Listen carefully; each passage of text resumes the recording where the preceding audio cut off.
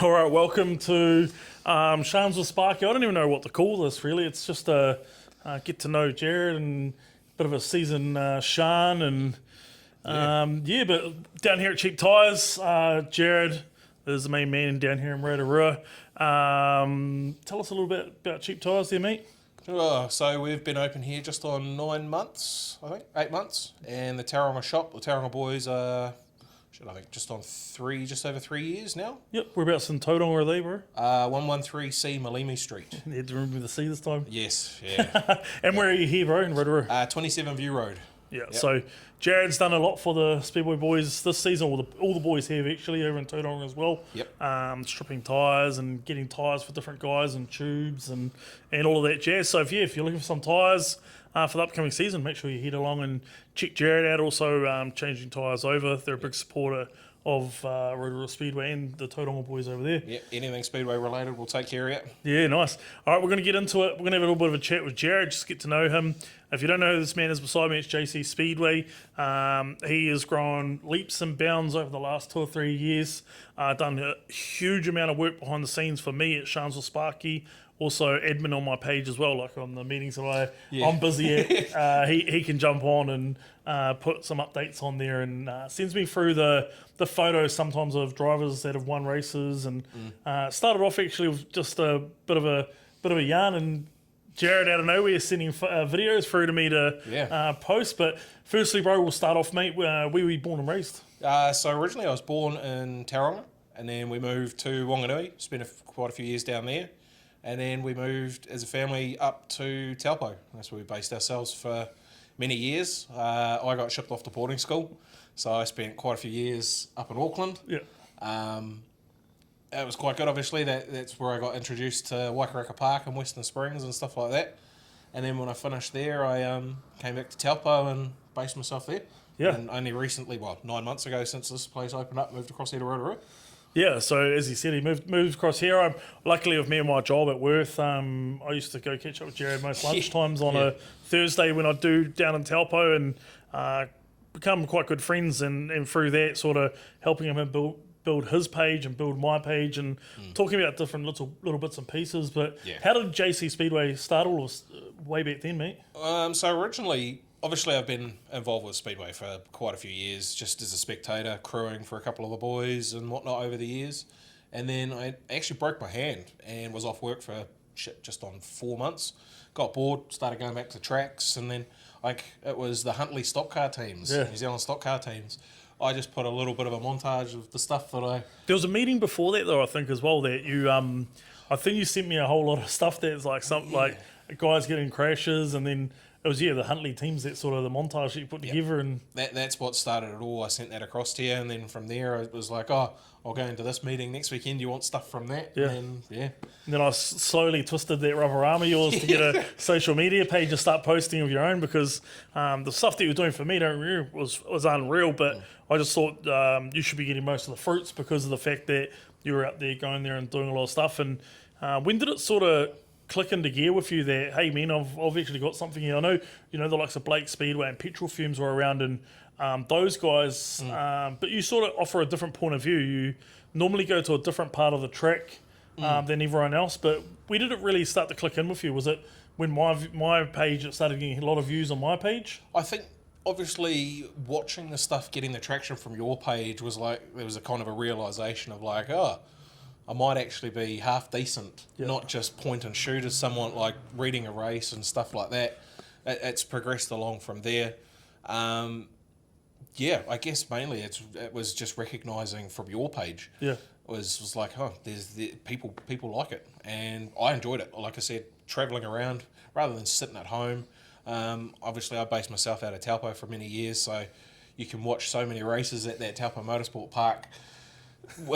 Not saying it gets boring, but like Speedway just brings that whole nother excitement level. So that's where that came from, more or less. Yeah. Week in, week out racing as well, compared to circuit racing. And the club, it was sort of only really clubmans and the sort of backtrack drifting. Yep. And the odd summer series stuff and winter series that would be at Taupo. But to base yourself out of Taupo, you're pretty lucky as well, because you're only sort of a couple of hours over to Nape here and sort of 45 minutes up to here to Rotorua, and Yeah, it's certainly made it incredibly easy, being so central. Yeah. Like you said, fuel ain't cheap. yeah, yeah, But yeah, that was certainly a bit of a godsend. But moving to Rotorua makes it easier for the trips north. yeah. Trips south are obviously that little bit longer, but hey, I love it. It doesn't bother me. Yeah, it's a 6 to 1, half dozen other. Pretty much, I'm still going to go regardless. Yeah. So growing up, mate, like of course you talked about the circuit racing and all of that jazz as well, but you also talked about the Waikaika Park and Western Springs. So what was sort of your earliest memories of Speedway, man? Earliest memory of Speedway is an easy one for me. I'll never forget it. I probably would have been like 5 or 6. And my old man knew the farmer next to the Speedway up here at Paradise. And yeah, just as a young fellow, I remember running around the paddock and watching, I think it was a 240s or something. Yep. Don't get me wrong. I can't remember. It was quite a big meeting. But you're running around in the paddock from next door watching Yep. Speedway. Yeah. And then probably first decent like actual memory would be, I think it was like 05, 06, where I was staying in Auckland. The guy took us along to what turned out to be Teams Nationals. Yeah. So I had no clue what was going on, but holy hell, that hooked me. And from then on, it was just like, right, I'm going to be going to this Yeah. as much as I possibly can. Yep. Who are your sort of earliest sort of fan favourites, mate? Like, who did you really gravitate to and start supporting? Of course, you said Teams Nationals, so would it be like a team or? Yep. So obviously, being a Waikato boy growing up in Auckland, I congregated to the Huntley boys straight away. I saw Waikato on that. Jared Wade was a big one. I have a love for tanks, Yep. so he was a big one for me. Used to follow him quite regularly. Someone like Scotty Redfern again. Yeah, they'd probably be the two prominent ones for me. Probably Mark Osborne as well. Yep. Just I like the look of those cars as well. I was a big one about the look of the cars. Yep. And that car had a real hot rod, sleek look to it. Staunch look to it. Yep. And that was me. Yeah. Yep. Yeah, Probably the main nice. three for me, yeah. Yep. So over the last sort of few years, you've sort of congregated back to Speedway. Sort of, you've got a meeting that's really stood out to you. Now that you've gone there as a videoer, have you got a meeting? Because you do follow the midgets around quite a bit in the sprint cars as well with the international series. So, has there been a meeting that's ever stuck out to you Over the years or just this season? over the years? Ooh. One that I distinctly remember because I've never seen as big a chunks of a wall fly over the fence was the 2015 North Island stock cars at Wanganui at Yep. Ocean View. That was, I think there was 20 odd cars start that final heat and I think 9 finish. Yep. Like that was, I'll remember that meeting purely as well some of the antics that were going on in the crowd. Yep. But yeah, that was definitely one meeting that stood out for me. Yeah, and it's even more exciting because this year, New Zealand, or the season coming out is New Zealand stock cars Yep. down there at Ocean View Speedway, which Yep. hopefully I can get to. It's just a busy time of that year. It's going to get jam packed and Clashes seem to be the bane of everyone's existence when it comes to that stuff. yeah, 100%. Meetings, bro. How many meetings you done this year? So 59 in total, and there was 5 practices in that. 5 practices, sorry, yeah. Including a couple of practices in the same day. Yep. You managed to get from Rotorua. I think we got the first lot of everybody's run, and then it was a mad dash to Huntley to finish off the double practice that they had running on that day. Yeah. So yeah, safe to say I haven't done that before. So Yeah. we'll try for 3 next season if it's possible. Yep. What's the one meeting that stood out for you this season, mate? Rotorua team stock cars. 100%. That meeting just had everything. It was brutal. It had the controversy to keep everyone talking. Yep. The South Island boys turned up, put on a show. Yeah, it's one of those ones, it'll be talked about for a while. Yeah, what was your favourite thing about that meeting, man? I know me, like the whole meeting just had butterflies and my stomach was turning. I know watching the Rotorua boys, it's kind of hard to commentate and watch those boys go out and do battle, but what was the one thing that stuck out for you for that meeting that made it what it was? To be honest, it was probably the South Island guys. They really toned up with a mindset of we're taking it back to the South Island. Yeah. Even like the Otago boys. I think is it Steve Thompson? Yep. Man, he turned up. That man was on a mission. Yep. Like they Dispatched both the Hocking boys within a lap. Yeah. And it was just like they came with the mindset where we're either gonna go back in an ambulance or come back with a trophy. Yep. There's a reason that Stephen Thompson walked away with the Barclay engraved as entertainer of teams. Yeah.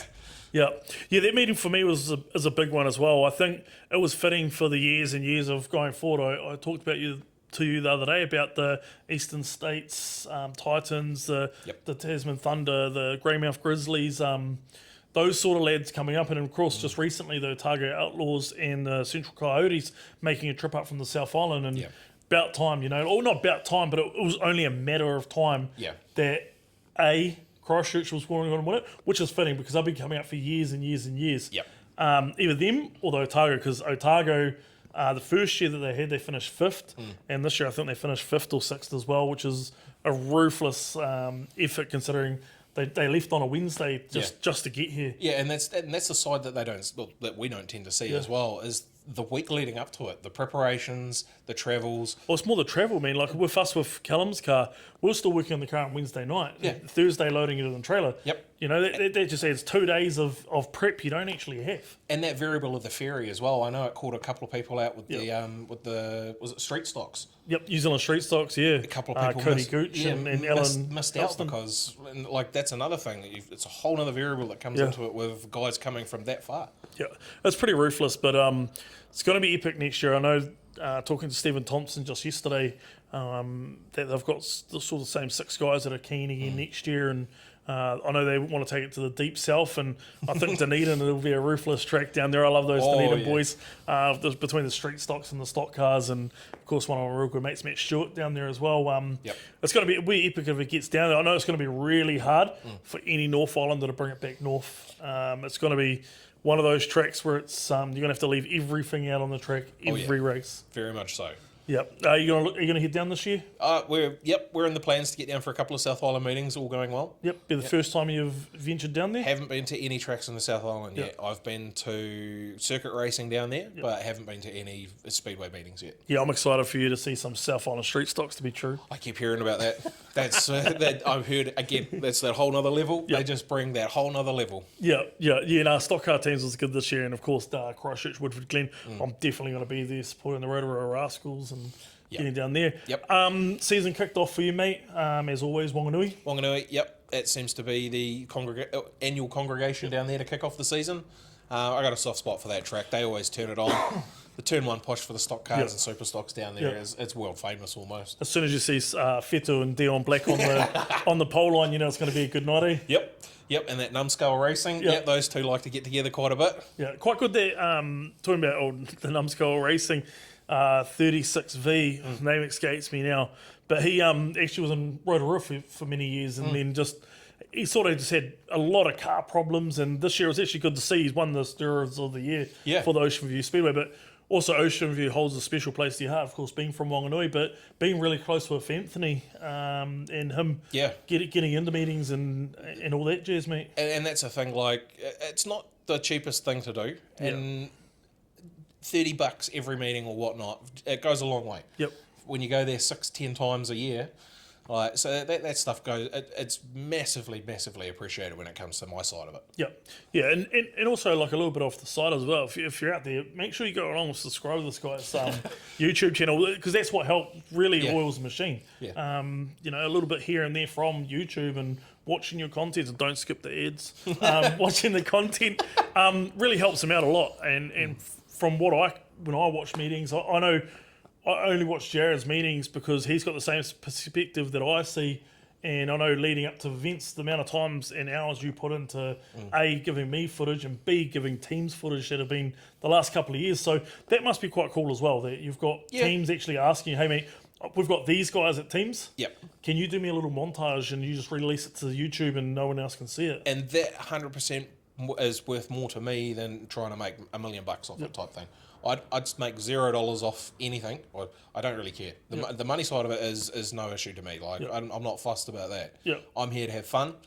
Go out, meet people, and promote the sport in the best way possible. Yeah, and if you can get a little bit of help along the way, it is what it is. It makes it easier. But again, it's not the determining factor for me at all. Obviously, after that weekend, you probably moved into the long weekend, the Labour weekend, which would have been Palmerston North and shot across to Miani and then Palmy, so Miani would have opened, I think, the Friday. It was Friday, Friday, Saturday, so the Saturday would have been Palmerston North, and it sounded like the Palmerston North one, that's for sure, was into it, full noise, and there were cars going everywhere. Yep, yeah, that's pretty standard. I think we actually went, I can't remember right, I think we went to Wanganui the day after. Yep, Wanganui was on the Sunday. Yeah, they were meant to run some midgets there, but we had the rain come through and they only got one heat. Oh, yeah. Sorry, I tend to blabber when it comes to meetings. That's right. That's how I remember stuff. Yeah. Meani, again, they always turn it on. Yeah. I'm quite lucky again, Mike Wilson. Thank you for letting me get up into the crow's nest there. I really enjoy filming from that spot. It's one of those things. I don't have to rush to save a spot. That's a big thing as well. I have to get to tracks like 3-4 hours early to make sure I get a decent spot. That is a big thank you again. And plus, it's a cool bloody spot. Yeah, and Mike's helped you out along the way as well with getting you up to that crow's nest, and also sort of mic'd up a couple of times and sort of hit the commentary along with the racing, which was quite cool. Yeah, that was something. It was actually Mike's idea. Yeah.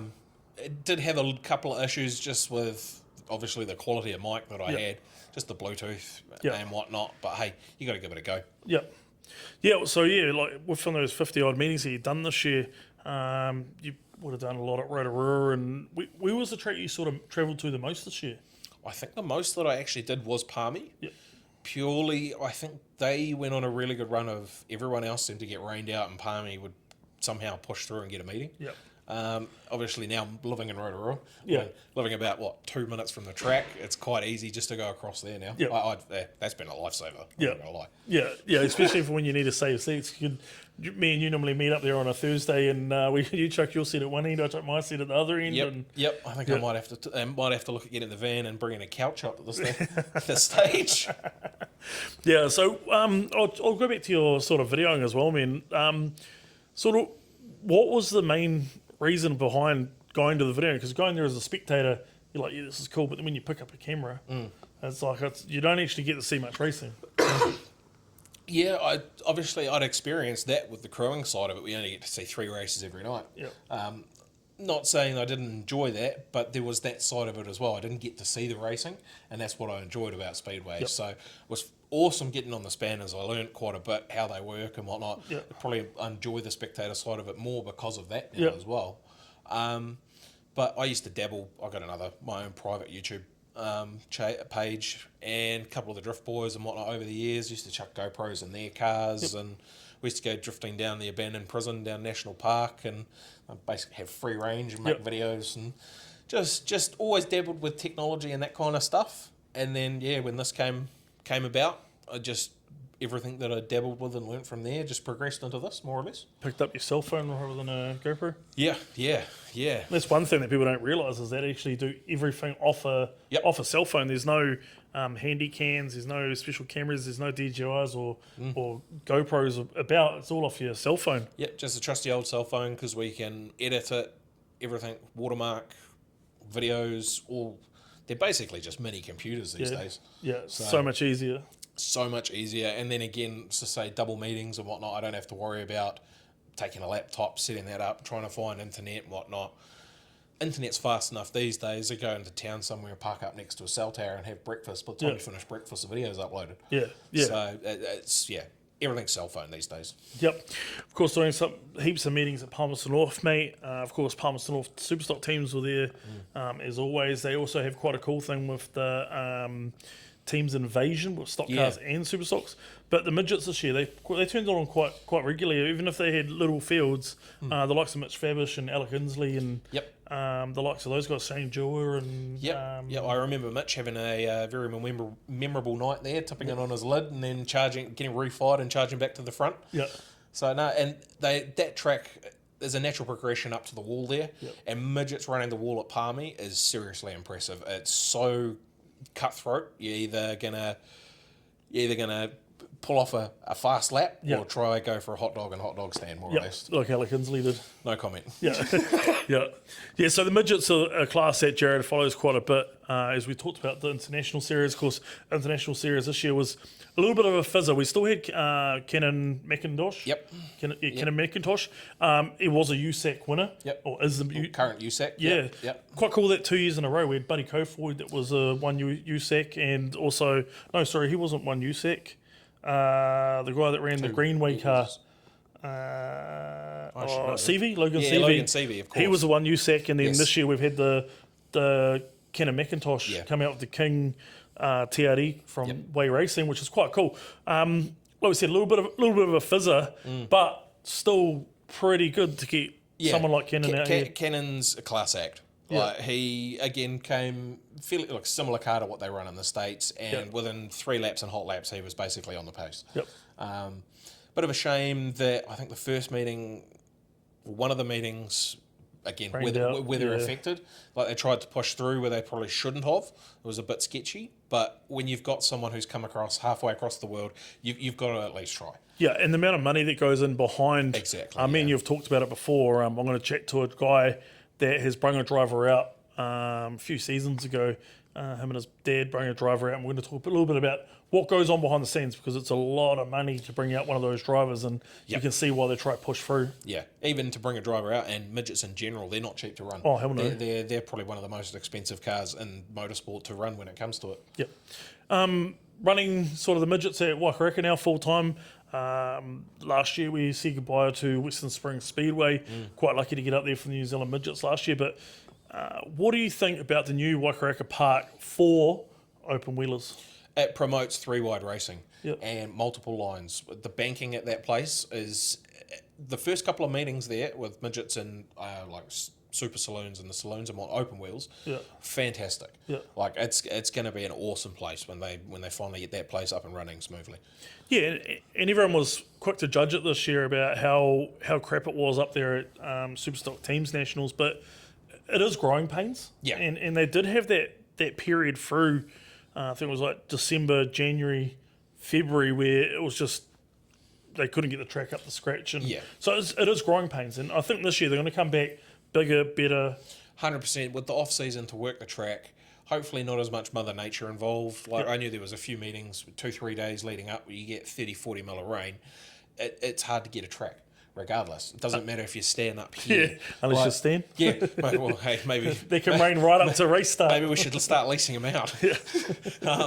But yeah, that principle, that's the kind of stuff that you just can't control. Yeah. So you've got to take your hats off to them. They got meetings in and run when other tracks probably would have just pulled the pin. Yeah, even that Teams Nationals, we had all the racing up there. They had the International Super Saloons up there the weekend before Palmerston North Teams. Yep. The Poms raced Auckland, I think it was. And you had Jason Fager, you had Bobby Pearce, you had Ethan Dodson, Yep. which is a new guy that we haven't seen before. Yep. I followed him a little bit through the ASD racing page. I got a mate that was working for him, or for them doing their content, and that's how I sort of came across Ethan Dodson. Yep. So quite cool to see some of those guys. That Ethan Dodson was a real live wire this year, eh? Yeah, he was certainly put on a good performance, that's for sure. Again, not a name that I've heard a lot of. I had heard, to be honest, I'm more or less, I'm a livery guy. Yep. I tend to follow the liveries and pick up who the people are. He had the basic livery over in America. It's just like white, red, and black. Yeah, and when they came with the liveries that they were running, I was like, okay, I've seen that car before, so it was that kind of principle with it. It put on a good show. I can't remember, did they have car? I think they had some car issues In Auckland, but in Palmy, he was the one that went 3 wide. Yeah, that's he right. He threaded yes. the needle through 2 guys that were, That's one was out by right, the wall, one was in the middle, and he just went straight through the middle of them. Yeah. Big balls to do that on a little track like Palmy. Oh yeah. Yeah, very unforgiving, and especially like it would have only been a second meeting in the car as well. Yeah. So it's big cojones. Yep. Fager again. This year, brung a car out for Bankston. Yep. Straight on the pace, straight away. Yeah, and that International Super Saloon race at Waikareka Park is the best Super Saloon race that I have witnessed. Yep. Like the track had character. Yeah. As they say, it was cowboy up. And you had to be a wheelman to get that thing around the track. Yep. And Fager was just on a whole nother level, dropping back to what was it, 9th, and then storming back and winning by this much. Yep. Like, all of the people up in the class. stands were up off their feet. Yeah. Like, and it was crazy. And that's the good thing about the Super Saloon class this year is that they've come a long way in the last 5 years, not just with drivers moving into that class and making more of a class of it, but the drivers that are coming from America, we used to just have the Bobby Pearce come out or the Jason Fager, Yep. and that was about it. And I think with the likes of Cowling going to America, Benston going to America, Yeah. Cardwell going to America, it's just increasing our driver profile in America because the likes of Cardwell and Cowling, all those guys were winning races. I can't remember where they went. I know they went for that Kryptonite race cars where Jackson Lovelady either is or was working. And Jackson went over there as well. But just boosting our profile on America and getting some of these guys that are going, hey, these guys can actually foot it with us. Yeah. We might go over and see what we can do on their tracks because our tracks to us, our tracks to them, they're like, what the hell is this? What do you mean this is a track? Yeah, you can go 3 wide there type thing. What's this white thing around the edge? Is that a wall? Is it made out of concrete? Yeah. Was it not made out of dirt? Yeah, and again, like you said, and then when the guys like Cowling and that go over and produce the results, and all of a sudden you get 50 guys, 50 races over there that go, oh, hang on a minute. They come over here, they promote the American side of it in New Zealand, and vice versa. It's only good for the sport. And that class is only growing. Like with the likes of David Ellsworth joining this year. You've got Thomas Stanaway that's joined. Jason Long's just upgraded to a new stealth to him. It's only going to grow, which is quite good. Yeah, there's talks of a few more drivers Yep. moving across as well. So that class is only growing and it's getting more and more exciting, which is quite cool. Definitely a class that is going to be one to watch next season. Yeah, I must admit, it's not a class that I've seen a heck of a lot of, with obviously being based here and Rotorua predominantly for the last few years. But the racing that I have seen, especially this season, has been phenomenal. Yeah, that New Zealand Champs was pretty epic on a tight track like Miami Speedway. Oh, yeah. To get the result that they did there as well was epic. You know, they run at the likes of Cromwell and Bay Park, and it's massive. It's wide open. Sort of suits them a little bit more. But those tight tracks like Palmerston North and Miami and the tighter tracks at Wellington as well really come down to technical driving, and there's some real good drivers now. Yeah, and with the new chassis and whatnot coming onto the market as well, it's bringing a whole nother level to the class. Yeah, well, for a few years it was the likes of Cowling, Waddell, Osborne. You know, they were the guys to beat. Sure, there was other guys, don't get me wrong. Yeah. But they were the top 3 standouts, and I think with these other guys coming in, it's only going to be a matter of time before the likes of Jason Long or David Ellsworth, once he gets handles his car, and those other guys running sort of the Cowling cars, get the grips like Damien Orr as well. You know, really on the GP. Yep. All it's going to take is one of those guys to really get the grips, Benston, and we'll see a 1NZ on some of those guys. Or even one of the young up and comers, George Crawford. Yeah, I was about to roll into that. Yeah, George Crawford out of mini stocks. Sort of a 50, I don't even know what a mini stock would make, 40, 50 horsepower if you're lucky. And then jumping straight into a car that's sort of 700-800 horsepower is a huge feat. And then what he did at the international round in Palmerston North at teams was huge. Yeah. He edged out Jason Fager, Bobby Pierce, Ethan Dodson. Some of the biggest names in the It sport. was Ben, I think it was Naven or Ben. Nakastri, Nakastri, yes, who was Australian number one as well. And then we had the other Australian number one out here as well. It was in the Super Sedans, I think it was. Joe Kyle? Yeah, something like that. But, you know, we had some real good cars out here for that round. And, and young George Crawford, of course, raced out of Rotorua, and he was very fast in a mini stock. And contract down to Hawke's Bay now with CB2 chassis. So a Cowling chassis. All it's going to take is another one or two of those kids to get out of mini stocks and jump into that super cylinder class, and it's already becoming an epic class. Yeah, and like you said, with the progression that seems to be from super stock drivers that are wanting to get out of the sport, they all seem to progress to that class. And again, it's only going to help. And they're all good cars as well. There's no cheap bangers or dungers in that class. They're all top of the line. Yeah. It was only a few years ago that you'd watch them jump out of a super stock and go into a sprint car. Yeah. You know, you had the likes of Rodney Wood and sort of Skinny got out of super saloons and into that. So I think super saloons are going to be a class to grow very, very fast, and I'm excited to see this season sort of who's going to get what. And like I said, I know of a couple of cars changing hands. So yeah, I've certainly heard of a couple as well. Yeah, well, while we're talking on the super saloons, you watched a fair bit of saloon racing this season. Jared Fletcher, mate, He's a very good friend of the page. Does a lot for my page with content wise and everything like that. And I'm going to catch up with him hopefully over the next couple of months, along with a couple of other drivers I'll probably mention later on. But just class act in North Island. Oh yeah, that car is on rails wherever he takes that thing. Yeah. He can start anywhere, and within a few laps, he's near the pointy end. Yep. And it's very rarely that he does any driver error. So what he did here at Rotorua at Easter Champs, got a little bit too wide out of turn 4, banged the wall. Him and Dan Weston went lap for lap banging that wall, and I think it was Jared just clipped it at the wrong place, wrong time, and it just popped his right rear tyre, and Dan Weston in that Vulcan chassis shot off. So quite good to see that 444H actually, Dan getting the hold of that car now and really getting to grips with it. And that was his first championship win in that car, well, in the saloon class as well. So that was bloody good. I actually caught up with Dan on Friday, and car's going through a full strip down and whatnot. So again, progressing. He's got a new motor in it, so a couple of extra horsepower. And if you can win the Bay of Plenty Champs on a entry level motor, what's that to say when you chuck another 100 horsepower at it? Yeah, 100%.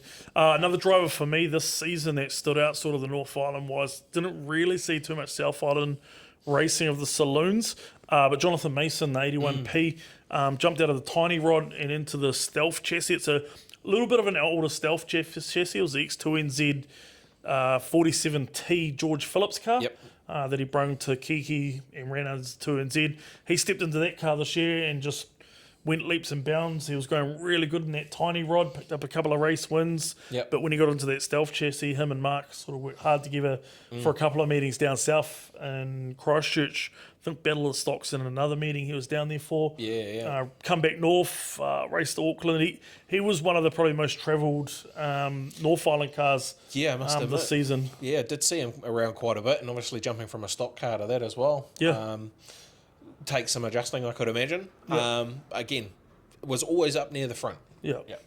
And any other sort of rookies, or not rookies, but young fellas that impressed you this season? Ryan Hancock was probably one. He had a couple of notable. I remember he did well at Kiki for a meeting, and then had mechanical issues and stuff. But that seemed to be the nature of the season. Just had the pace, just didn't have the luck. Once it clicks for that boy, it's going to be unreal. He stepped into a stealth chassis again this season. The ex-Campbell McManaway car. Went across from the chassis he did have to that McManaway car. And he was only a kid that a couple of seasons ago did one season, I think it was COVID year, in a mini stock. Didn't even get to do MIP because of COVID and all the surrounding stuff for COVID didn't actually allow him to race MIP. But he jumped straight out of that into a super saloon, or not super saloon, but a saloon. And all he had done before that was go-karting. But that kid can pedal. I know his little brother Jakey as well, or Jake the Snake. He's a good peddler as well. So be excited to see if Jake ends up getting into that car, or Matt decides to open his wallet and let both the boys have a car each. But yeah, Ryan Hancock definitely. Before I went on to waffle, but Ryan Hancock, definitely one kid. That's gone very, very well this year. And how good is the presentation of that car? You can spot it a mile away. Exactly, and that's another thing that drew me towards that car. Its presentation, it's spit shine clean every time you see it, and it's a very out. You notice it, that's for sure. I love the livery. It's a standard AWS livery. It's sort of the digi camo mixed into non-digi camo, and has that flair to it. And Red Star Signs, of course, Clint down there at Red Star Signs in Hamilton done an unreal job applying that. We'll move into another class this year, mate. Of course, the Superstock class. It's been a big season for those guys. I think right from the get-go, Palmerston North, Wanganui, Rotorua. I thought it was just going to be teams racing week in, week out. My first meeting this year was, of course, Rotorua opening night, fireworks night, Motion Entertainment fireworks night. And it was all on from the get-go. Those Mount boys come over, and they just took it to the Rotorua boys. Yeah, it seemed to be a bit of MVR there. That was for sure, and carried on through the season. But it's good to see. Good to see clubs going at it and going for titles against each other. And it's healthy to see the Mountain like that these days, because it was only 2 seasons ago max that they had, maybe 3 seasons max, sorry.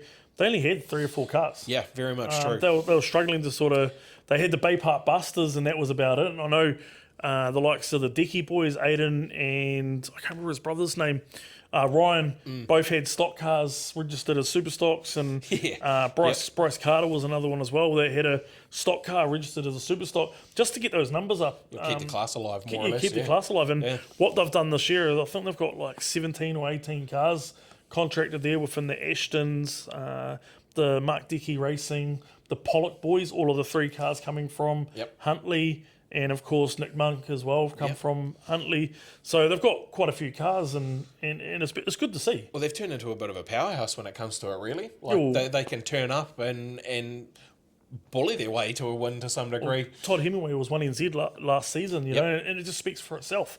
A club that sort of struggled to get cars year after year, and what Todd's done sort of come over here last season and pretty much won every race that we had. And I think the only race he didn't win was Robbie Morris. Him and Robbie Morris had a bit of a ding-dong whole Easter. Yeah, that's right, Yeah. But, the Mount, it was good to see them, a club like the Mount, coming tenfold this year. And, of course, last year they were lucky just to miss out on the finals at teams. And then this year I think they finished 4th. Yeah, was it 4th? Yeah, well, they went over and had a good shot anyway. Yep.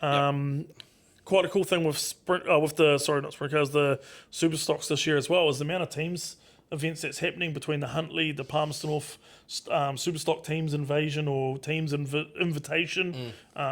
You've got Auckland and of course Wanganui. You've got the Wanganui Warriors teams extravaganza or invitation, which is another one you went to this year. Yeah, that was quite good, I must admit. And that place for teams racing, it's certainly a track where you can't hide. And Bay Park, coming back to the Bay Park super stocks, they certainly have a healthy super stock teams rank as well. The likes of Flynn Ashton, he's just come into that role and gone, right, I'm here to be a blocker, more or less. And with Todd and all of that, and they seem to have travelled quite a bit. They got the likes of your Wanganui, and I don't think they did the Palmy one. They did Huntley, and obviously Teams Nats as well. So they got around. Quite healthy to see that Palmerston North teams invasion. There was a couple of Palmy teams. There was Wanganui. There was Gisborne. I think there was there no Wellington team, but I think it was just the 4 maybe. It was just because it was 2 Palmy, Wanganui, and Gisborne. Yeah. No Gisborne development this year, but 4 teams. Still healthy to see, you know. In Palmerston North, that Mustangs team that came out was almost a completely different team to that lined up at Palmerston North teams. And they seem to have, again, they have some depth forming and seem to be possibly having some drivers coming back to Palmy as well that could turn them into a bit of back into the powerhouse that they really used to be. And for the last sort of 6 years, I think since, mind you, they were in the final 4 years ago, I think it was, against Christchurch. When they ran on that Sunday, but they sort of hadn't really stuck it to anyone. And Palmerston North for years used to be just, of course, moving from Palmerston North, it was I remember one teams that I think they lost to Waikato in a semi, or they lost to someone early in the night, and it must have been like race 2 of the night, and I went home. I left. I remember you telling me that now.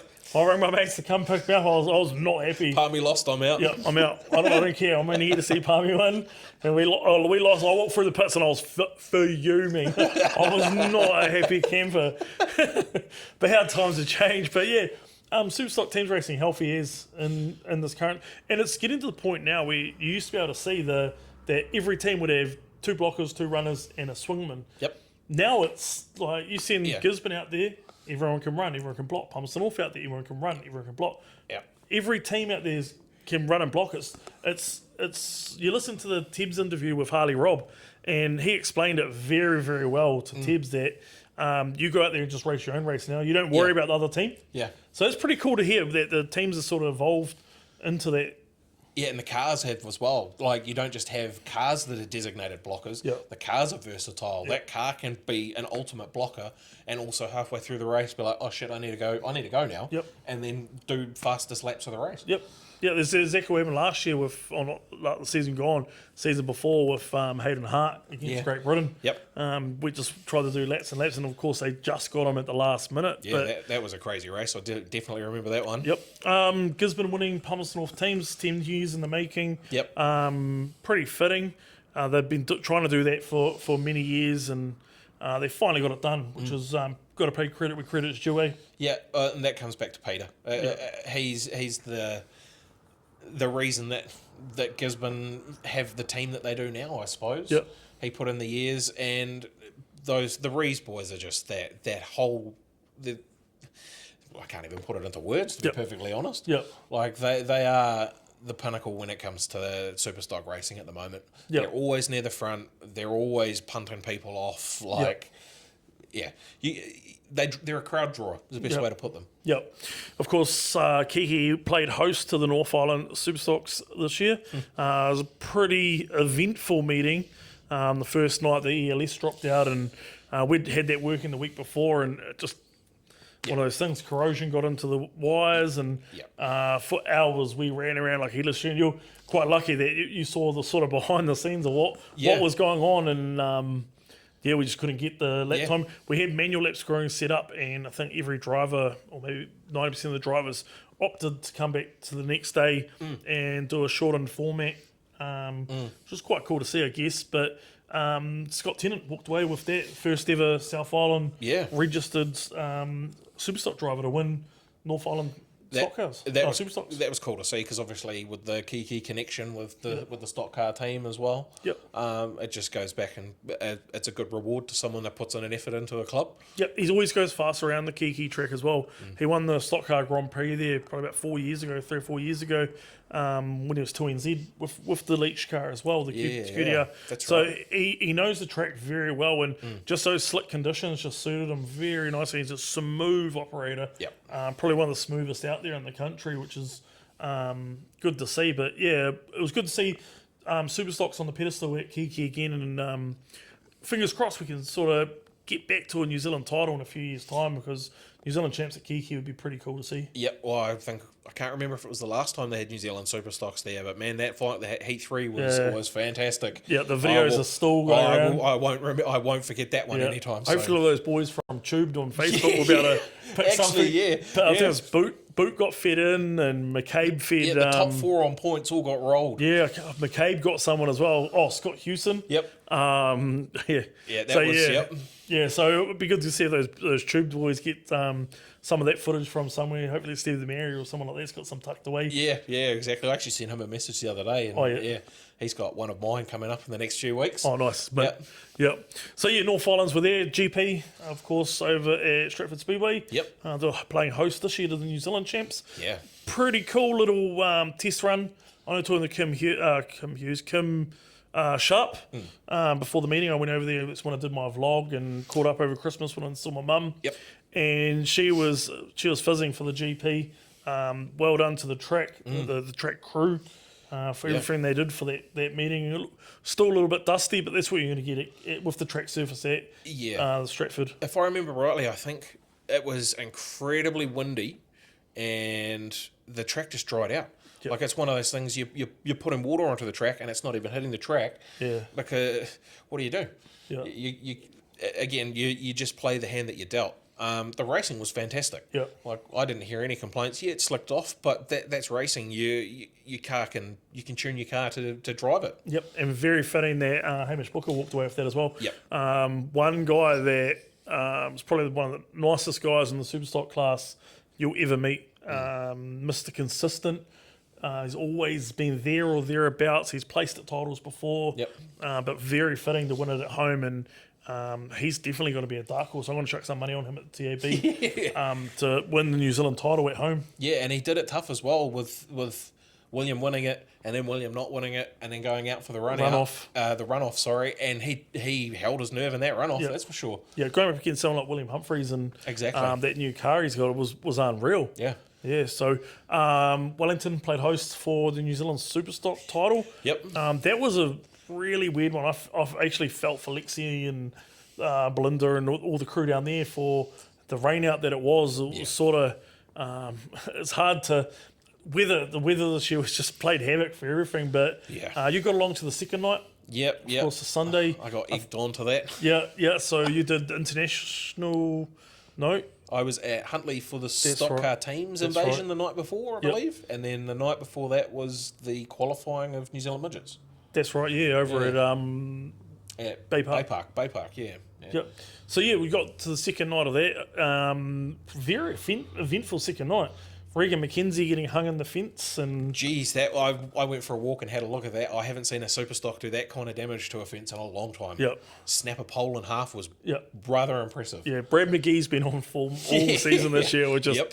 dispatching people. Unfortunately, got Keegan Orr at the North Island Champs and right in front of us, and I remember standing there looking up, what the hell is that? Oh, it's Keegan's wheelgate. So, Brad McGee has been on form this year with what he's been up to in the hits. But Brad Eulenberg, a name that is formidable with the sport. Of course, Dad Chris, Yep. getting 3NZ all those years ago. And he's come away after 1NZ, that Rees race car that he purchased at the end of the last season. Yeah, and I believe that's Ash's one that he won a New Yep. Zealand title in, so that Yeah. car's got the pedigree to go with it. But again, not anyone can just jump in a car and win 1NZ. Yep. So it was a hell of a performance from him. Yep, very, very brutal, as you'd say, runoff. Oh, yeah. Ethan Rees sort of, I thought that he was going to have it 2 laps to go. He was just playing cat and mouse with Brad, and just out of nowhere sort of just jumped on the gas and Yeah. he did it to Brad in the first lap, but not as bad. And Brad just, it was either I'm gonna blow my car to pieces, and Which he literally did. yeah, and he's gonna get 1NZ, or I'm gonna blow him to pieces and I'll get 1NZ. So big kahunas on the boy to do that, and Yep. it's gonna be it's a matter of time before Ethan. It's not a if, it's when. Yeah. When he's gonna win it, and I think this season this season's Stratford, season after is Blenheim, and the season after that's Bay Park, and all 3 of those tracks are very, very fast tracks, and Ethan can get that thing up and wound, and his time's coming. His time is definitely coming. I really feel for him in that meeting, but the third heat was very, very epic. That turn 1 push at Wellington, and Oh, yeah. everyone kept their foot up it, and Yeah, no one was letting off there. yeah, Caleb Mooney ended up on his side, and Jaden Ward ended up with a puncher, and Yep. Tyler James, yeah. ended up with front end damage. and, Ethan Levine as well. yeah, Yep. Ethan Levine. So a lot of those cars going into that all ended up with big damage, and then of course the 166V of Hayden Hart. Mr. Lofty. Yeah, Yep. he got into Dale Robinson Yep. quite early in that third heat to get Brad Yeah. through, and Zane Dykstra from Wanganui wasn't that far behind him either. He finished 5th overall. So yeah, it was good to see. It was actually good to see sort of a race like that, that someone did get their bumper into it, because I know talking to, I think it was Jaden the other week, saying some of these finals is just turn up and turn laps. Yeah. Well, I went back and watched that, and you watch the 3 Wanganui cars. They're running together, like they're running as a club. Yep. So it's good to see. Yep. Like they're keeping it within the club to bring it back to the club. Yep. Yeah, and it's fitting as well. Sort of way that Brad got it, and it was quite cool. It was good to see. Stock cars this year, mate. North Island stock cars held up here at Rotorua Speedway. Yep. Rain affected again. We had a bit of a season like that with the 240s. Yep. It was rain affected and come back right. a couple of weeks later. That was a pretty good eventful second night. Yeah, it makes it hard when you spread it across that amount of time between a qualifying and a finals and Yep. such. Yeah, the enthusiasm, You did lose a few, but again, it was still another quality night of racing. Yep. Yeah, it was a good night of racing. Good to see stock car racing. Good stock car racing at Rotorua. You can't really beat it anywhere else in the country. No, you it's got home, that top for corner. stock cars, yeah. Yeah. So that was a good weekend. I'm just trying to think. Was it? I literally had it the other day. Who the podium was on there? I think it was Sam Wright. North Islands? Yeah, Sam Wright. I know Sam Wright was on the podium, and there was Matt Shaw was third. Yes. Yeah, so he had another good season this year, Yeah, Matt Shaw. actually, yeah, he was probably one of the standouts. Yeah, and suited up for the Kings as Yeah, well. So came over from Huntley this Yeah. year with a few of the other boys. I think there was like 3 or 4 boys from Huntley went from there to Kiki this year and raced for the Kings. Matt Shaw, just a stellar season again. Mr. Smooth. Yep. Again, a hell of a nice guy. Yeah, and that car looks grouse. Oh, it looks the Van Am chassis. I love those things, Yeah, man. the low slung, Yep. just the way it sits on the track. Yep. Yeah, he's going to be definitely one to watch down there at Wanganui. Yep. Oh, 100%. Yeah, GP was run.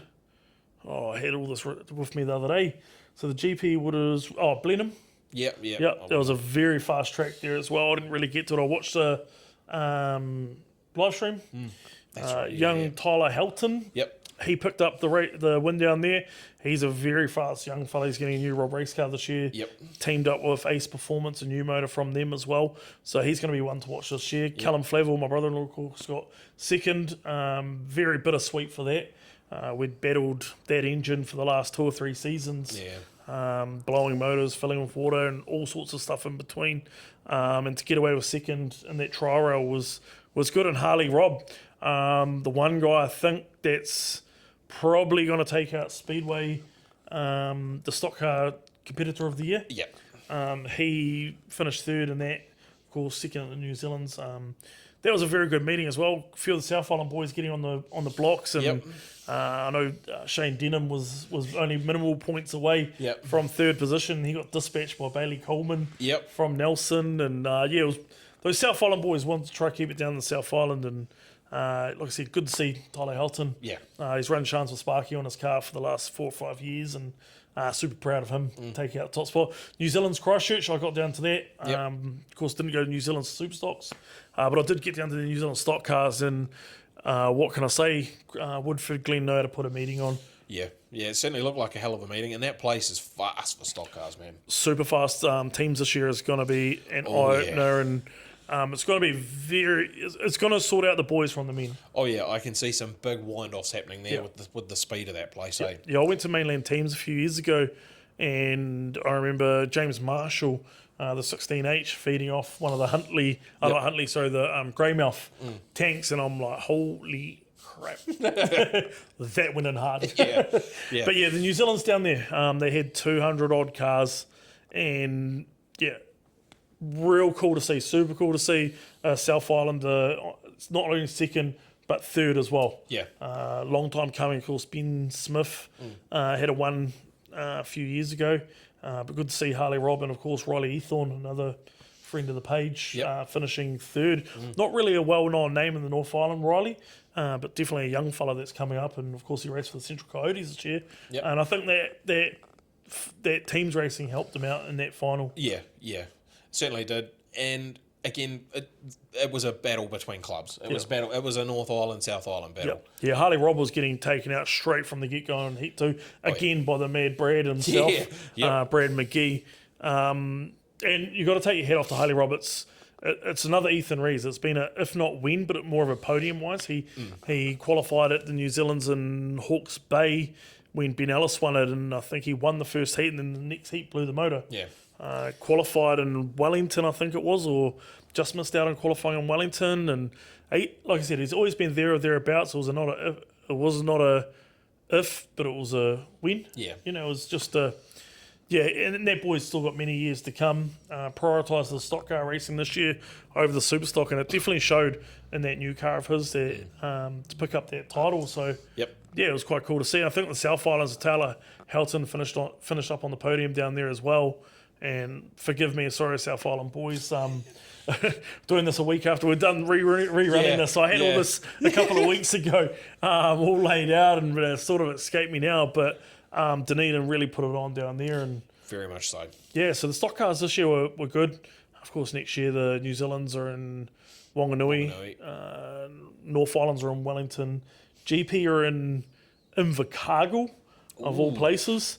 I know that fair enough to Invercargill. They're sort of I've ridden something to Speedway New Zealand about with the New Zealand's being in Wanganui and the Grand Prix so far apart. Normally it's like this year it was Woodford Glen and And it's straight into it's it. normally not far from that track. To try to track the cars down to the south, down to Invercargill, it's only going to be the most dedicated of North Island drivers, and this season's already very, very compressed with the likes of New Zealand stock cars, battle of the stocks, and then roll into teams the weekend after. And I'm kind of glad that Kiki have chucked the North Island sprint cars the same weekend as the New Zealand stock cars, because I want to go to that, and then of course head down the New Zealand stock car teams. But yeah, it's going to be a very, very interesting few weeks of racing. Very much so. Yeah. Rolling to the street stocks. Yep.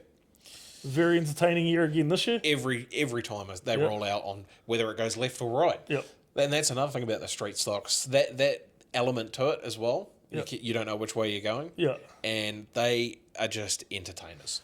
Oh, mate. They really are. Yeah, that triples meeting with Alan Finch from down in Christchurch running one of Phil McNara's cars, and he put Corey Toretto in big time coming out of turn 4. Yep. And thanks to everyone out there in the Snapchat land for clipping that up and making a meme of me for about a good month and a half. Yep. And I still get Snapchats with that. Every week, every day, I was getting sent.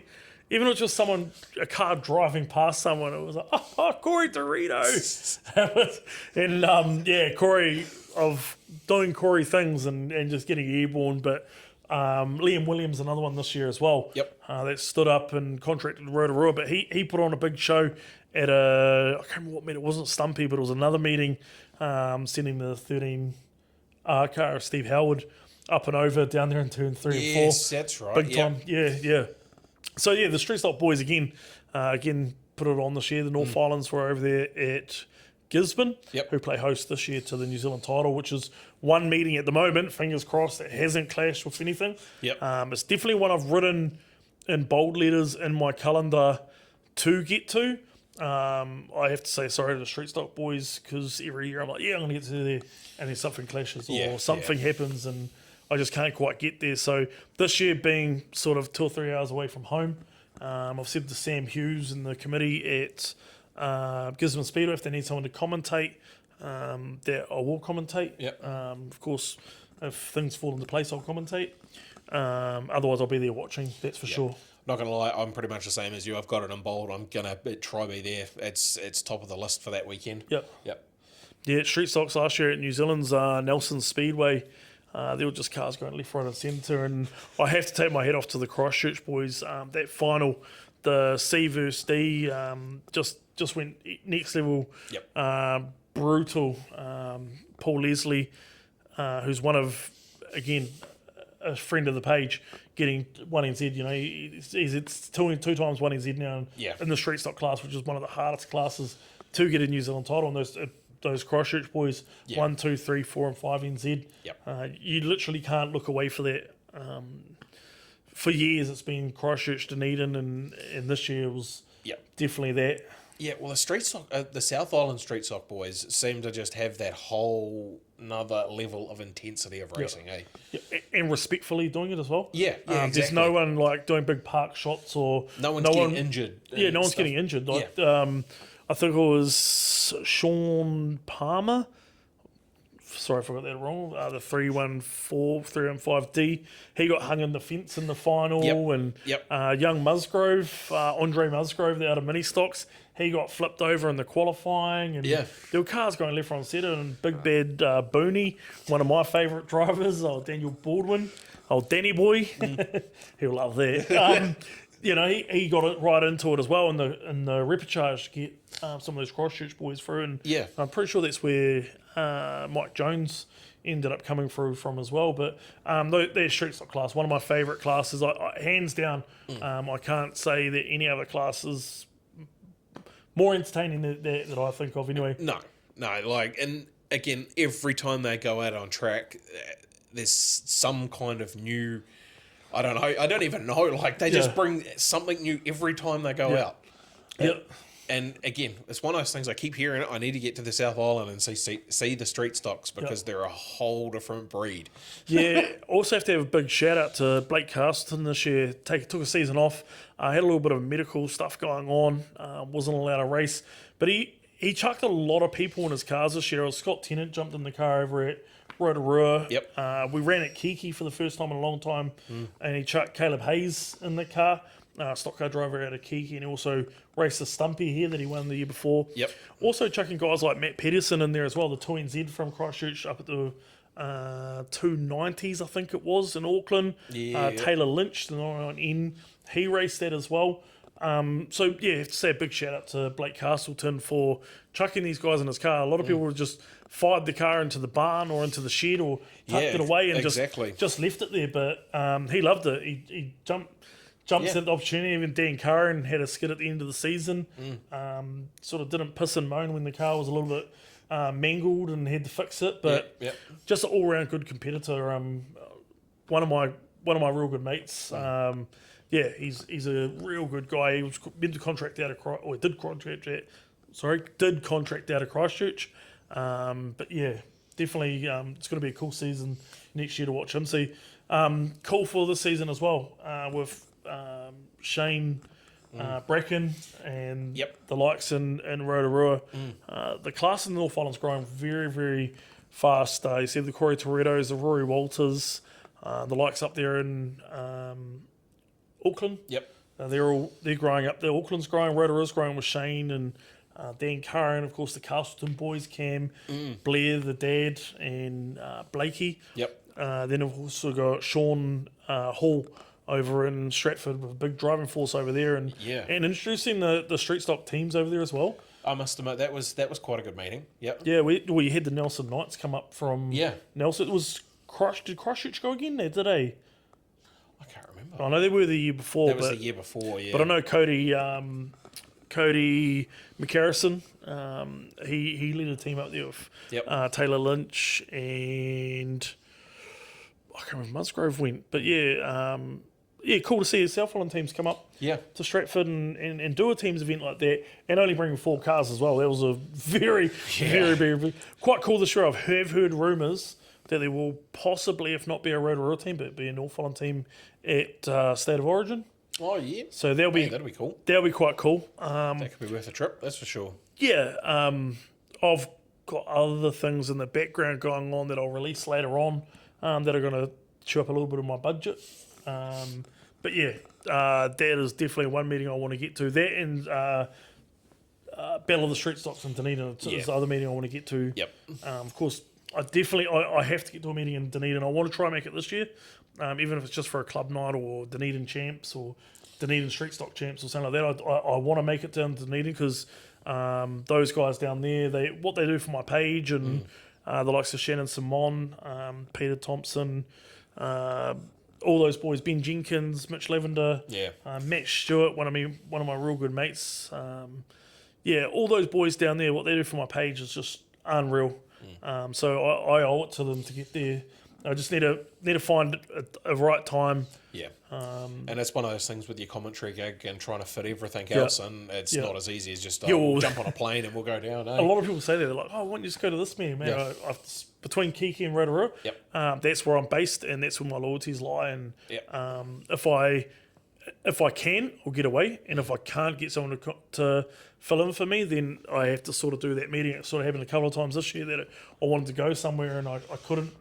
I just feel bad. I hate letting people down.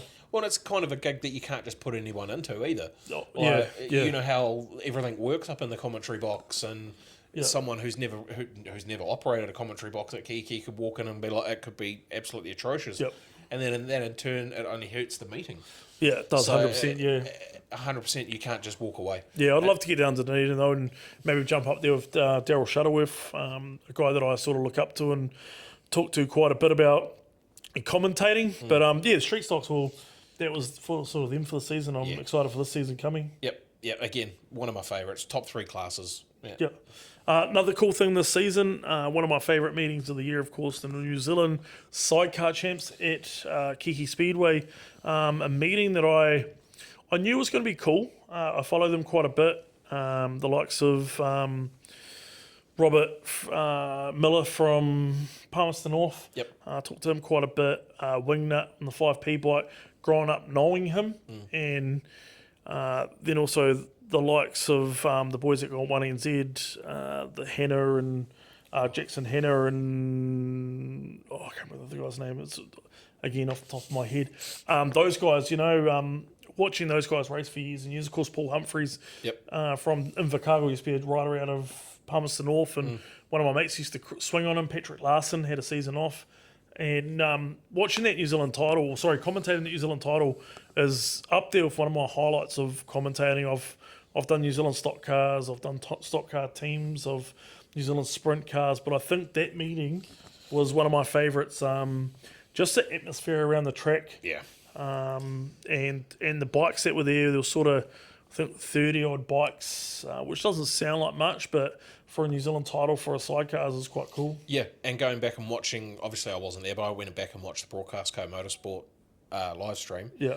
And that final heat was absolutely incredible. Yeah. Your enthusiasm in the commentary was so real because of what was happening on that track. Oh, it was crazy. It was just insane. Yeah.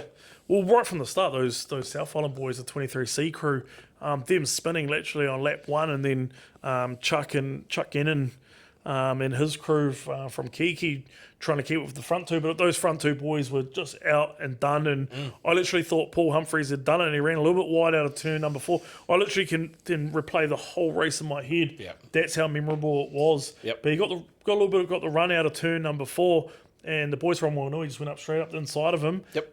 Didn't quite get the run into 1 and 2. The 3, of course, reverse 3 and 4, but going down into 3 and 4 for that final time, just ducked underneath him, and Kiki's just, it's had some unreal memories for the last 2 years. Of course, New Zealand sprint cars there of Max Guilford spinning up, but he spun up 2 laps to go. Yeah. And then the white flag come out, and Daniel Thomas thought that was the white flag. Yeah. And unfortunately got passed on the last corner and got 2NZ, but just that track for the last few seasons has just created some unreal racing. Yeah.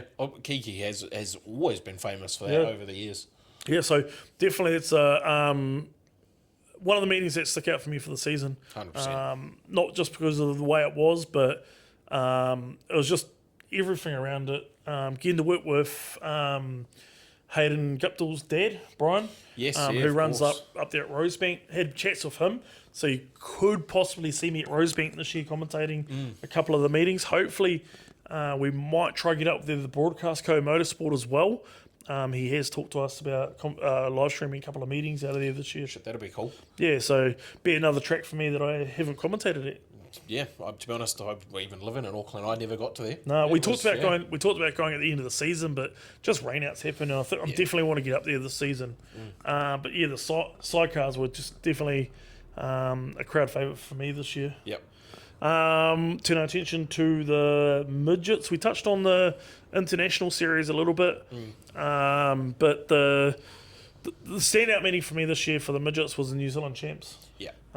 Kicked off with Michael Pickens flying back from Chili Bowl. Having an atrocious Chili Bowl to come back to come and attempt for the 11th title. Yeah, flew out on a Wednesday and landed Friday and went straight to the track, and went to go for his 11th title. He must have sort of had something in the back of his mind. Of course, he's now retired from the midget class, focusing on sprint cars. Must have something in the back of his mind about this is sort of the last New Zealand's that I'll do. Yeah. It would have been nice to see him get a number. It would have been fitting, but obviously that's midget racing. You never guaranteed anything. Yeah, I never guaranteed anything. Alec Inslee did the perfect qualifying, won all 5 heats, started off the front row, and if you listen to his podcast with Stagger Tapes, he just talked about it there. He just didn't have the setup. Yep. Not just the setup, but also the racing mind. The kid's only 19 years old. Yeah. 18, 19 years old. And when you've got that kind of pressure, you've won all the heats, you know that everybody's going, oh, this dude's the favourite. And like you were saying, people coming up to him in the pits going, oh, yeah, this is your New Zealand title, and that gets you in the long run. Exactly. And like you said, at that age, it's the mentality or the mental side of it can ruin you. Yeah. But hey, credit to him, he still turned up and raced. Yep. Right? Yep, bolter for the season as well, Terence Durrell. 100%. GP, no, sorry, it wasn't. It was a GP. GP in Palmerston North. Yep. Took out the GP down there. A kid again that I've followed for years from the mini stocks course racing here at Rotorua. Yep. Through to again 3NZ in the TQ Yep. at Hawke's Bay a few years ago, and then moving into the midget class. Done very, very well. A team that's racing on a budget. Yep. Fitted it with some of those big dogs. Yeah, it was always near the pointy end. Certainly elbows up. It's kind of what you have to do these days in the midgets. And yeah, an impressive drive at Palmy. He was finding speed on that track where no one else was. Yeah. Mitch Fabish with a second, I think it was. Yeah. Or third. I can't remember who got. Yeah, it was. Yeah, it was. Yeah, I can't remember who finished third on the podium. I think it was another young fella. But yeah, good to see Mitch Fabish getting that GRD Terminator running in Palmerston North. Sorry, Nelson has the New Zealand title next year, which is going to be a very interesting chat. Talking to Hayden Guptill, not talking to him, but listening to him on the Stagger tapes, talk about Nelson and him running there many years ago about how the track is, and it's a very unusual track, and those midgets are going to be they're going to be very interesting on that track. Yeah, I must admit it's something that I'm possibly looking at getting to just because of that. I think it clashes with. Oh, there's so many. 240s. No. It clashes. Yeah, 240s. Yeah, it is. Yeah. So that's a meeting that I'm hoping to this year commentate. Yep. As I've said before, with circumstances, if they do arise, sweet, I'll be in there. Yep. For certain, I won't be there. But 240s, I'll definitely be to that one. But that's going to be the same as same weekend as New Zealand midgets, and I was going to try get to the New Zealand midgets. I had talked to Blake Hearn and a couple of other little bits and things in the background with promoters about getting down there, but just can't make it work. Yeah. Well, I'm possibly going to look at just doing some other, not your run-of-the-mill events, if you know what I mean, this coming season, and just go to stuff that I really want to go to, and that may potentially be one. Again, I did the New Zealand midgets, the qualifying night. And I'm trying to remember. Huntley. No, yeah, that's right. I was like, I did a poll. And I said, do you want me to go here? And that was like 90% to Huntley. So I was like, oh, shit, I stitched myself up here. Have to be a little bit selfish sometimes, eh? Yeah, but again, if that's the case, like you said, Nelson, it's going to be an interesting track for that. And that is certainly a bit of a draw card for myself. It's not a run-of-the-mill track as well that you see midgets race at quite a bit. They do race sprint cars there a little bit with the War of the Wings, of course, Jack Burson racing out there, Connor Rangi. But you don't actually see too much midget racing. You see a little bit of TQs and a little bit of quarter midgets. But it's that one class that's missing a little bit in between. And I think next year, it's hopefully a few more drivers come back into the class. It's going to be a very, very good meeting. And it is one of those classes that has seen the dip in numbers, purely with the cost, I should imagine, because that stuff is astronomical. But for me, the midget racing is top tier.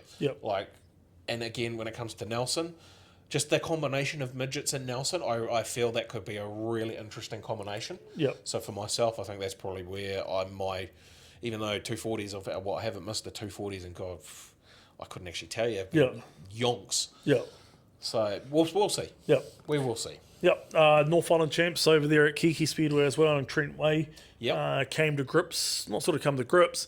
He's always been super fast in that King TRD midget, but he ran away and took that a very, very controlling North Island win over at JC Speedway. And again, he's gone over to the States and done the Chili Bowl. And you see the guys that go over there and do that stuff, they come back and all of a sudden they're that half a second a lap quicker. Grow extra bit of legs. Well, it's amazing what you could do in a week at the Chili Bowl, even though you only get, probably half an hour on track and such. But, and then when you go over and you run the midget weeks and whatnot, and they come back, again, the progression that the States guys bring to the class, Trent has certainly been, what's the word I'm looking for? One that's progressed? And has shown how that has progressed. You saw it with Mitch last year going over the Chili Bowl and then coming back, and I know he's sort of been searching for a little bit more, maybe American racing, if not Australian racing. I know Alec Inslee is focusing on a bit more Australian racing because America's just getting a bit out of control with the money-wise. But I know he ran the Australian title this year So midgets are going to be good again this year. Just fingers crossed. I think a few more of those cars. I think with Pickens stepping out of it, hopefully Greenway Racing chuck someone else. There is rumours of someone going into that car. Yep. So be cool to see. Pickens, Brad Mosen retiring at Greenway from midget racing and focusing on family and maybe getting into a bit of sprint car. But fingers crossed someone picks up that Greenway Racing ordeal. And like I said, there is someone in the mix with names getting thrown around. I'll leave it for sort of them to announce. But be quite cool to see a decent name absolutely. in that Greenway car because seeing what Brad Mosen done in it. And I guess it also leaves the option potentially for an international guy to come and fill that seat over the Well, Christmas. they've got a spare car there because that's one that Logan Seavey raced. Yeah, well, potentially that gives them another option. You never know. Like I'm not going to lie, that's what I used to really enjoy was the international series over Christmas, New Year's. Yeah. So if we can get more internationals, it's only going to be good. Yeah, 100%. And of course, we talked about Michael Pickens retiring 10 times 1NZ. I don't think we'll ever see another driver of his caliber in New Zealand. You know, he's the equivalent to Kyle Larson of America. Yep. Yeah. No, that title's I think is probably going to stand for the remainder of the midget class. Yeah. He's one of those guys. It doesn't matter what the track's doing, he will always find that lane and find the speed. When you're 10 times New Zealand champ, that doesn't just happen by accident. Super excited to see how he now progresses in the sprint car. Yeah. Focusing on the one class, being able to turn up to the track, racing one class. Yeah. Not having to jump out of two completely different cars. They race completely different. Oh yeah. I'm just super excited to see how he's going to go in a sprint car next year. And like I said, I'm pretty gutted to see Mosen and Pickens get out because they're the last of the two of the guys that I used to watch coming up. The stalwarts of the sport the or the class, sorry. Like the Insleys, the Townsends, all of those sort of guys that when I was a kid growing up, sort of not watching them because I'm from Palmerston North, I didn't really get to the Springs much, but reading them in the Dirt Track magazine, and they were sort of mythical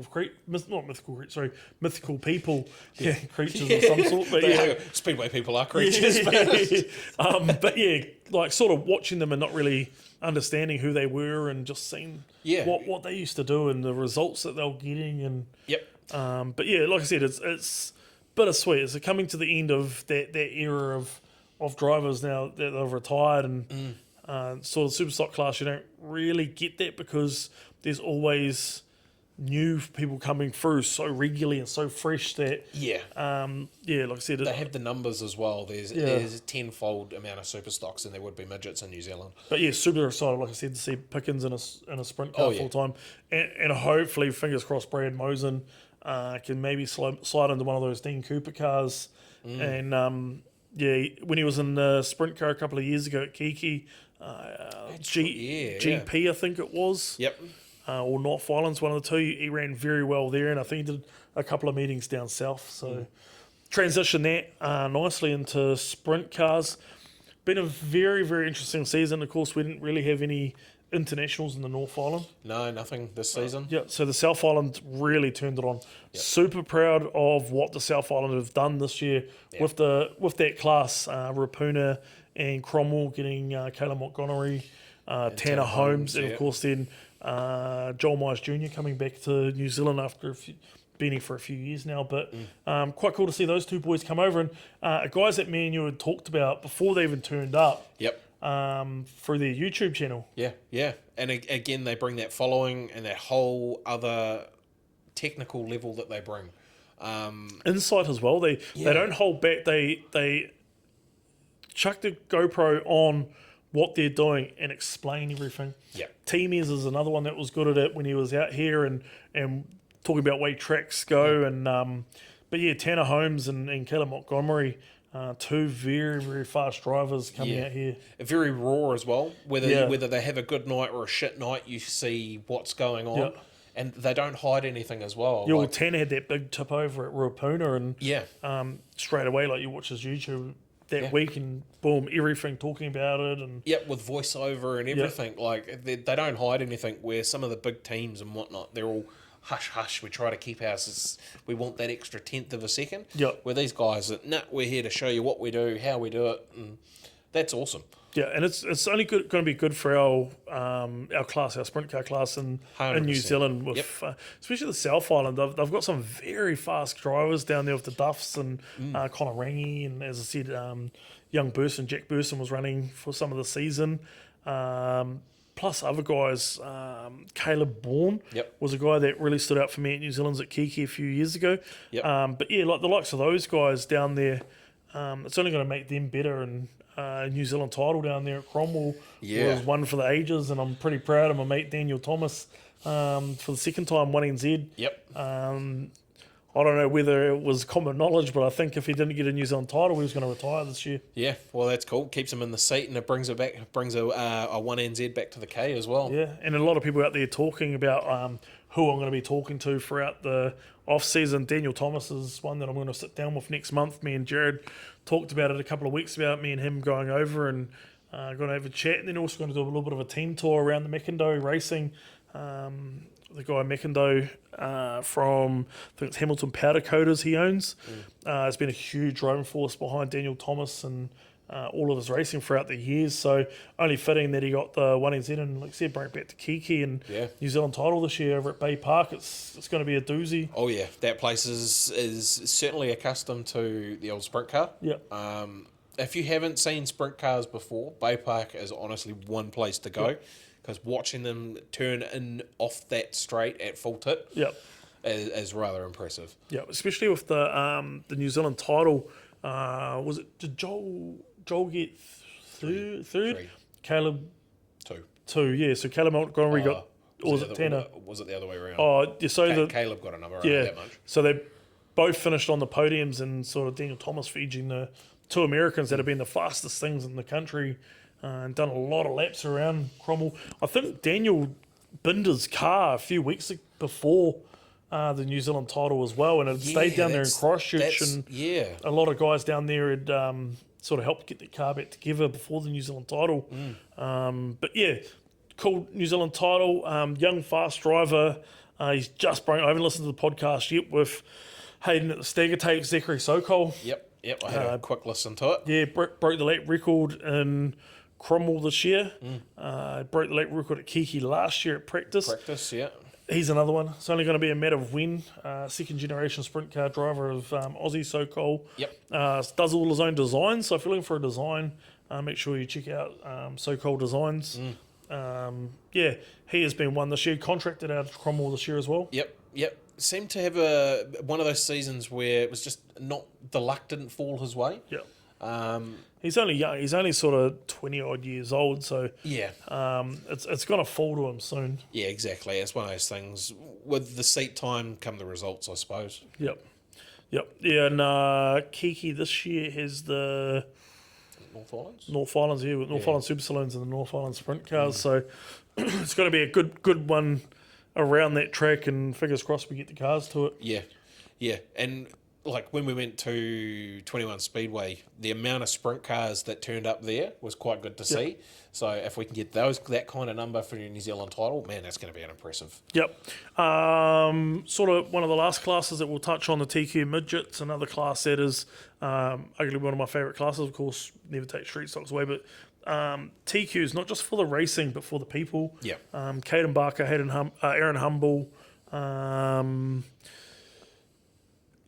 Cook. Sorry, forgot your name there. All those types of boys. James McDonald, a young fella in the class. Those boys have been unreal for my page over the last couple of seasons. Of course, last year I won friend of the clubs at the Auckland Speedway or Auckland TQ Awards, and literally what that class is going from strength to strength. And it's interesting seeing a lot of mini stock kids now coming out and going into TQs.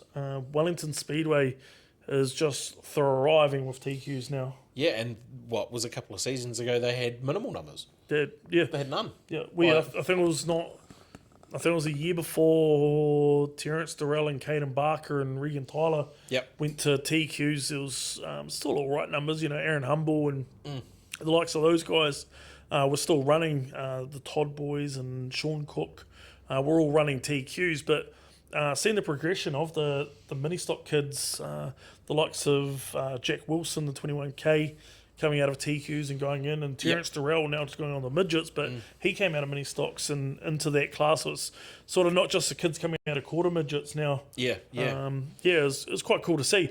Big standout for me this year was the 8A of James McDonald. Turned up the Rotorua pretty much every club night and was extremely fast.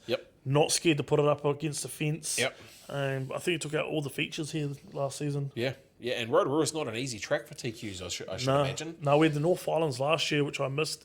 And again, I'm going to miss the GP this year because it's the same weekend as stock car teams. But we've got the GP at Rotorua for TQs this year as well. So that class there, seriously, if you think about getting out of a mini stock and don't really want your kids to go into stock car or super stock or saloon or super saloon, definitely check out the TQ class and do not feel embarrassed to reach out to the guys like Aaron Humble. Even message the Auckland TQ midget page. These guys like Hayden Guptill and Gina Harris on that page that are long-time advocates for the TQ class. But Wellington Speedway, we'll talk a little bit about their TQs as well.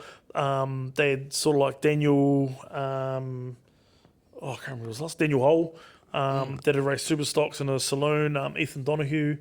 You had the young girl Ty. I can't remember what her name is now, but she, Brendan Ty's daughter. She went out of a Brittany Ty. She went out of a stock car and into a TQ. So I think they've got about 10 or 11 cars down there now. So it's a very, very healthy pedigree for that coming year, and New Zealand title this year is going to be very interesting at Greymouth. Oh yes, So I know you can't really touch too much on the TQs because they only really caught them at. Didn't see a heck of a lot of them. Would have been Meani, and Auckland and Kiki. Again, fantastic racing.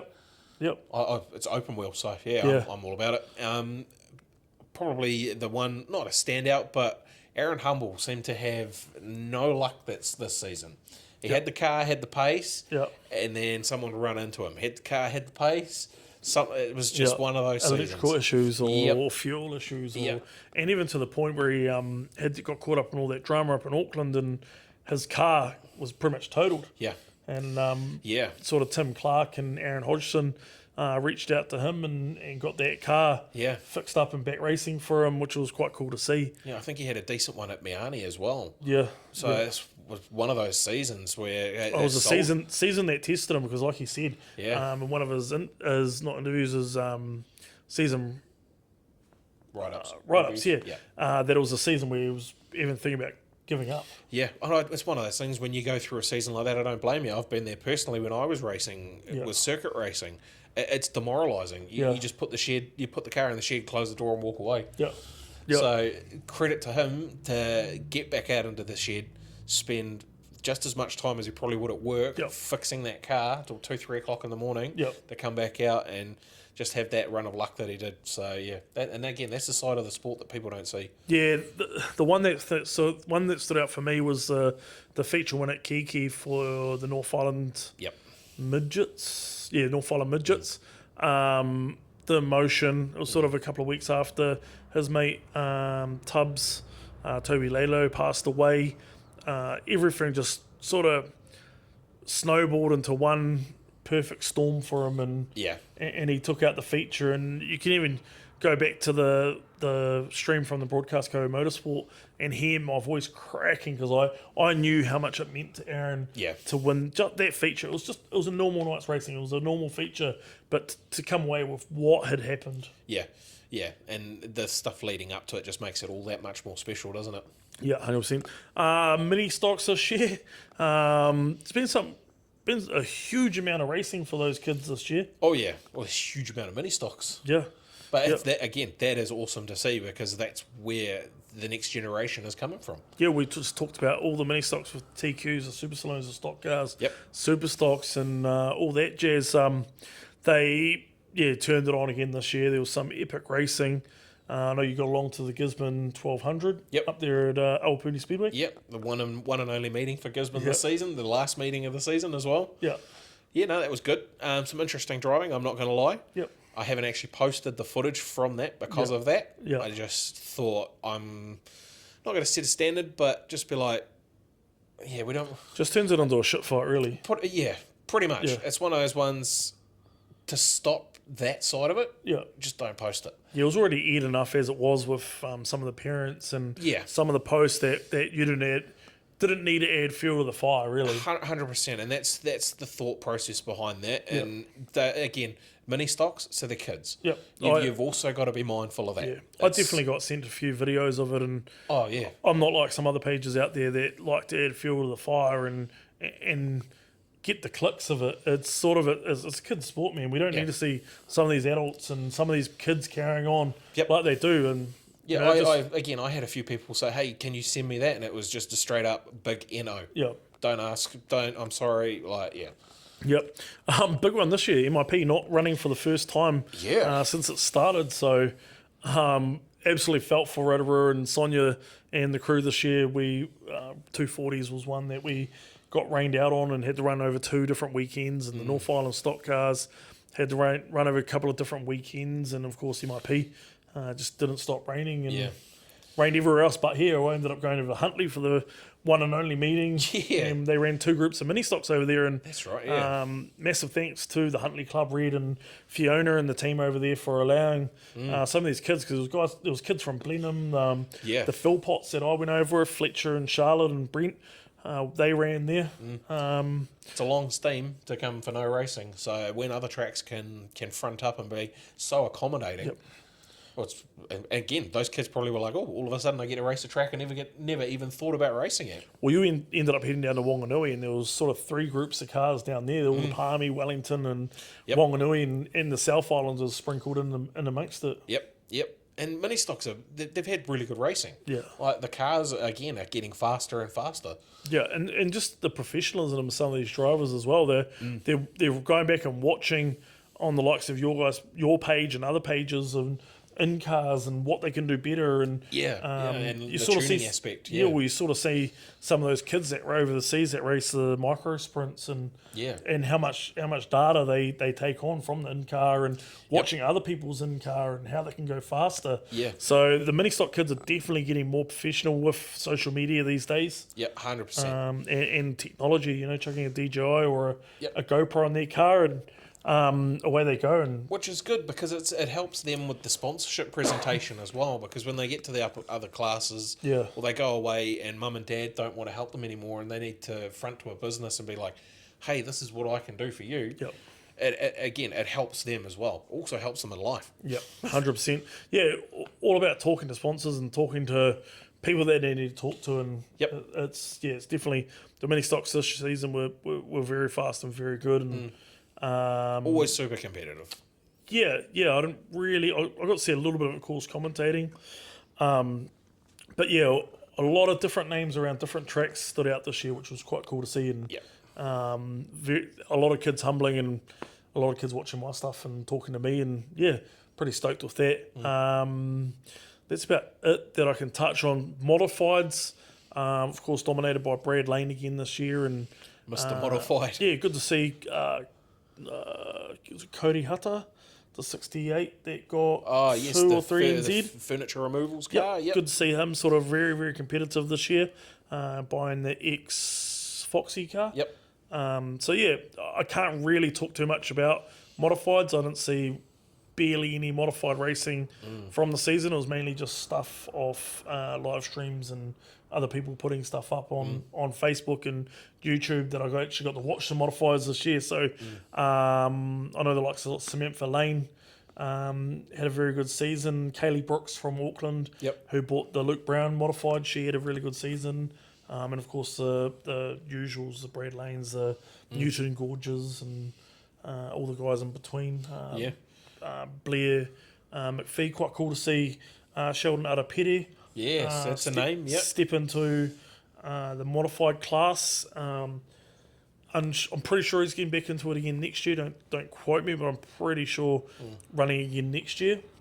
But quite cool to see the guys like him go away from stock cars and get into the modified class, and the likes of Ricky Dykstra as well. And with Sheldon's name and the modified class as well, that keeps that well and truly within the family there. It keeps the family rivalry with Billy McPhee, his brother-in-law, and Sheldon as well. And have to say a big shout out to Sheldon and Blair. providing content throughout the year as well. Lastly, I'd like to touch on a few other things as well. Big congratulations, of course, to everyone that's been nominated for sort of Speedway awards throughout the years, or not throughout the year, for this year. It's super cool to see there's the likes of Morgan down below. That's going up. I'm not obviously nominated for Online Presence of the Year. Going up against her and Blake Speedway. But for what she's done in the South Island, mate, she deserves that hand down. Her content is incredible. Yeah, she brings a whole nother intimate level to it as well. It's getting them out there and making them not relatable but relatable. Yeah. Like a household figure. You sit down at night and you chuck on the Shane Harwood, watch them that was brilliant. Absolutely. Brett Nichols or Yeah. The Harley Rob or anything like that, and they become a household name. But Morgan, what she's done for that online presence and South Island, a lot of people ask me like, "Oh, why don't you go to more South Island tracks?" No, it's in good hands, and it's good to see that she's moved to Christchurch and Woodford Glen have opened up their sort of arms tour, and she's going to actually bring out a podcast called Gridco. There's already one episode out there with Dale, her partner Dale McKenzie. Yep. Very, very good podcast. Listen, and if you want to get out there and have a listen, definitely get out there on Spotify and have a listen with that. And also nominated for Commentator of the Year. That one there is blowing me away. The amount of people that messaged me throughout the nomination process and sort of had clips from stock car teams. Yep. Not just the final, it was there was about 5 or 6 different races that they had from the whole night. Yeah. They'd got hold of somehow. I don't know whether they rebought the stream or what they had done with the stream, but I was getting sound clippets left, right and centre. Yep. But to be nominated against Stu Russell, there's 2 people that I owe commentating to, hands down, is Tony Gallagher, and also Sonia Hickey for giving me the chance. Yep. Another person is Russell Hayes and Linda Hayes from JC Speedway and the whole of this JC promotion. But outside of that, Stu Russell, he's been there for me since started. I've known him since he was sort of 12 years old. And he was the one that sort of encouraged me into it. Yep. So to be nominated with him, huge achievement. Well, to be nominated regardless is a hell of an achievement in itself. And I don't want to sound sort of pig-headed or obnoxious or arrogant or anything, but awards don't mean really much to me. But it's when you get the stuff like from the Auckland Speedway or Auckland TQs last year and JC Speedway a few seasons ago. I got the Sportsman of the Year or the contribution to JC Speedway. That sort of stuff sort of spins my wheels, and also seeing the people that come up and that even though I don't really do much for them, but they give me the little plaques to go on my wall and everything like that. That's what I get enjoyment of. That's what spins my wheels. But huge humbleness for everyone out there that nominated me for both of them, and hopefully we see this fella getting nominated for Online Presence of the Year, because what he's done with the travel has been huge. Yeah, again, I'm much like yourself. I'm not fussed when it comes to that stuff. Yeah, I had something turn up today. It's just an appreciation for a couple of the guys that I looked after during the season. Yeah, and that there means more to me than any like illustrious award. Not saying I'm not taking anything away from those awards. They are an incredible achievement, and every single person that has been nominated, I clap my hands to you. But for me, it really doesn't bother me. I'm just going to keep doing what I'm doing, regardless whether I'm winning awards or I got people trying to shoot me. I'm just gonna keep doing what I'm doing. Yeah. Lastly, I'd like to throw out there a few thank yous from sort of throughout the year. Matt at the Broadcast Co. Motorsport. Mate, words can't describe what he's done for me this year, and how much he's pushed me this year of trying to perfect a lot of things. I used to do a lot of things off my phone. All my interviews were recorded on my phone and done everything from my phone, and he pushed me into getting a computer. Well, didn't really push me. He turned up at my house with a computer and said, "You need this," and a monitor that was 10 times bigger than what I actually needed. But he's like, "Bro, here, have this." So Matt from the Broadcast Co. Motorsport, if you don't actually follow his page, please head over and follow. Without him, I'd be super, super lost. Guys like that align themselves with the Broadcast Co Motorsports, Steve the Mary, Mel Signs, coaching me throughout the season has been huge. Steve the Mary will watch this, and I guarantee I'll get 10 million points about try this, try that. And honestly, constructive criticism is the only way I'm going to get better with producing these to put them out onto YouTube for people. 100%. And he's been doing it a while. So, again, and the stuff that he produced was next level. Yeah. All my sponsors, Fiona and Graham, Hocking, the Black Sheep Construction, they are the reason pretty much why I have these new microphones. They went out and arguably bought them for me. Dylan, Melissa at Farmline. Farmline Services. Getting a bit late. Farmline Services. I've been on board, not from day dot, but as soon as I started getting sponsors, they just jumped on board. Without them again, I couldn't be doing what I'm doing. Support that Melissa and Dylan, no matter what video I put out. Just fan, and I love it. You know, like when you got people in your corner that do stuff like that for you, super humbling. Super, super humbling. I've got a lot of other very good sponsors out there. Rach and Craig, Electrical Solutions, Raymond Lawton, Coastal Towing, Mike King at MK Build. Like the list just goes on and on of what people have done for me this year.